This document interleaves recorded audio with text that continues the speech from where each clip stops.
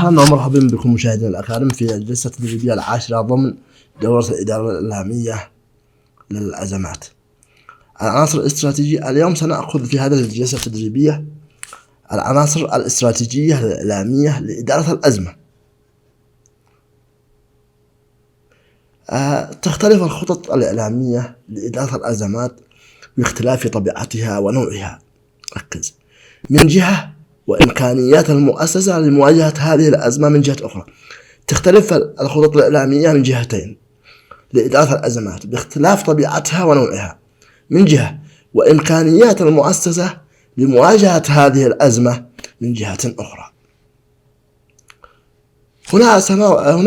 وهذا فيديو يوضح أهمية التخطيط في كل أمر أو في كل شيء. مرحبا. دائما نسمع عن التخطيط وأهميته، وله أفكار كثيرة، الكثير منها نعرفه، بس في أفكار أكثر ممكن نتعرف عليها. عندك مثلا فكرة الأسئلة الخمس: ماذا؟ لماذا؟ كيف؟ وين؟ ومتى؟ خلونا ناخذها حبة حبة.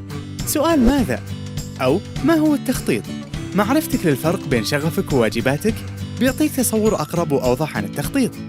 اسأل نفسك: هل أنت تحب ما تفعله أو تفعل ما تحب فقط؟ في أي مجال ودك تخطط؟ سؤال لماذا؟ وهذا السؤال يدور حول دوافعك وأهدافك للتخطيط، وإيش رسالتك ورؤيتك وقيمك. أما كيف نخطط؟ فيه طرق كثيرة للتخطيط تساعدك على دراسة مشروعك. اختر منها ما يناسب مشروعك. طيب وين نخطط؟ البيئة هي أهم عامل يساعدك على التخطيط بشكل متقن. جرب تروح المكان تحبه، مقهى أو حديقة أو مكتبة، وابدأ خطط فيه. أهم شيء في التخطيط هو الوقت. طيب متى نخطط؟ نفذ تخطيطك وأنت مروق وعندك وقت كافي للتخطيط، عشان ما تصير خططك ناتجة عن ضغط أو ردة فعل. خطط في الوقت اللي تكون فيه مستعد وملم باللي يحدث حولك.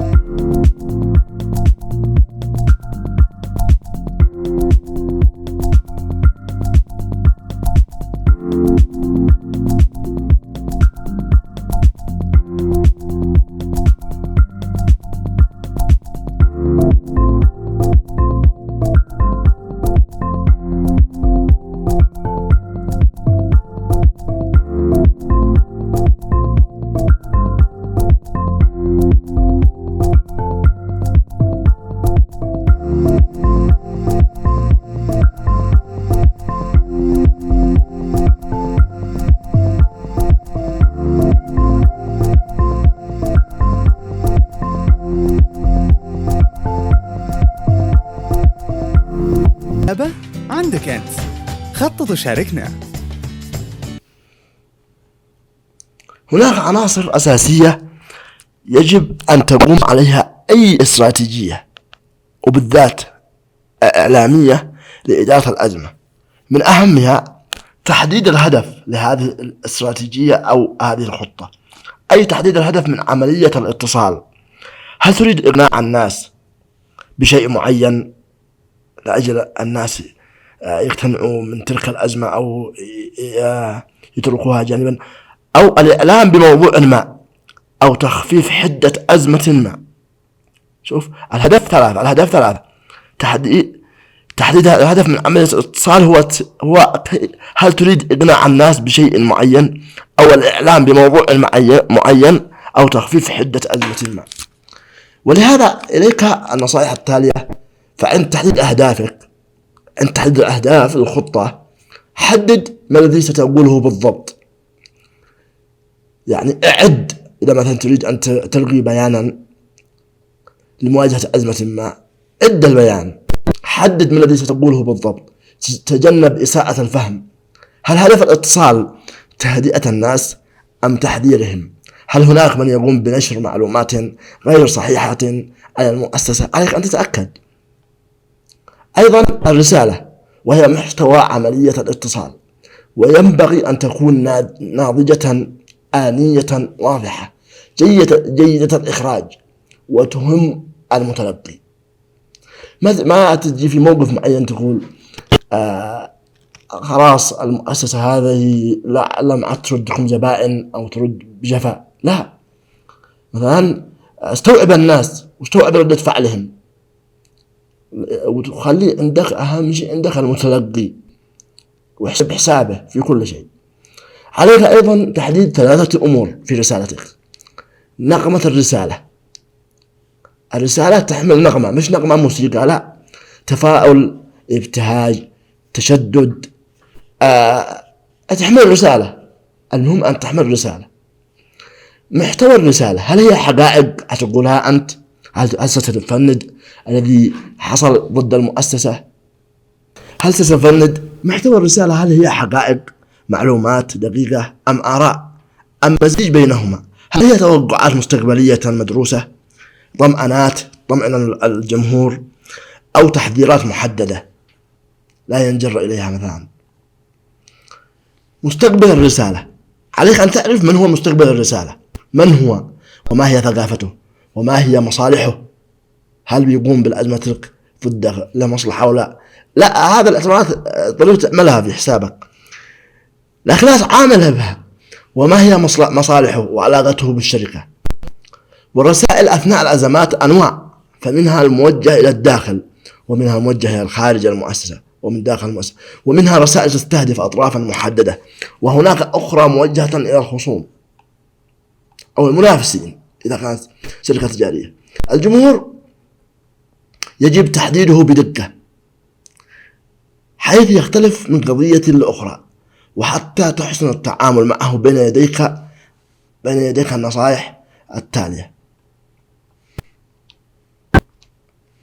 حدد أين يوجد الجمهور.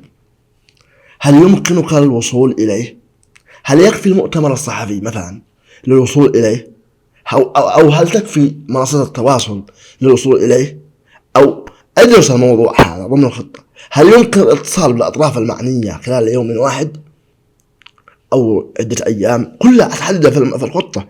هل توجد لديك معلومات عامة عن الجمهور؟ ما هو مستوى اللغة الذي يجب أن تخاطب بها جمهورك أو جمهور المؤسسة؟ مصدر الاتصال، أي الشخص أو الجهة التي تقوم بنقل محتويات الرسالة الملقي إلى الجمهور، وعادة ما يكون متحدثا رسميا باسم المؤسسة أو منصات التواصل التابعة لها أو موقعها الرسمي أو ما إلى ذلك. مصادر المساندة أو التأييد، عندما تقع المؤسسة في أزمة تبحث عن العون والمساندة من أطراف داخلية مثل مدير الرقابة على الجودة، أو خارجية مثل الغرف التجارية والصناعية. لكن السؤال الذي يطرح نفسه: ما الهدف من بناء استراتيجية الإدارة الإعلامية للأزمة؟ هناك العديد من الأهداف التي تدفعنا لبناء استراتيجية إعلامية لإدارة الأزمة، منها ضمان وصول الرسالة المناسبة. هذا الخطة، عندما نعد خطة بتضمن لنا وصول رسالة محددة نريدها، عدينا لها، ليست ارتجالية، وضمان وصول الرسالة المناسبة في الوقت المناسب إلى الجمهور المناسب بالوسيلة المناسبة لإحداث أكبر تأثير ممكن. بناء علاقات اتصالية طويلة الأمد مع كافة المنصات الإعلامية والشخصيات المهمة ومع المهتمين بالمؤسسة. الاستعداد الأفضل لوقوع الأزمة وتلافي التعامل العشوائي معها. التطوير المستمر والمراجعة الدورية وتنفيذ برامج التدريب وابتكار أساليب إبداعية وآليات عمل متجددة تراعي المتغيرات في قطاع الإعلام والاتصال. الحفاظ على سمعة المؤسسة أثناء الأزمة وبعدها. توقع ردود الناس وتجهيز الردود المناسبة عليها. توقع ضمن الخطة ردود الناس على مؤتمر الصحفي أو على ردك أو على الرد أو البيان اللي ستعملها المؤسسة. توقع ردود الناس وتجهيز الردود المناسبة وتجهز ردود مناسبة في ضمن الخطة عليها، ووضع البدائل والاحتمالات اللازمة. سنعطي في ختام هذه الجلسات التدريبية تدريبا، ختام هذه الجلسة التدريبية 10 وليس 9.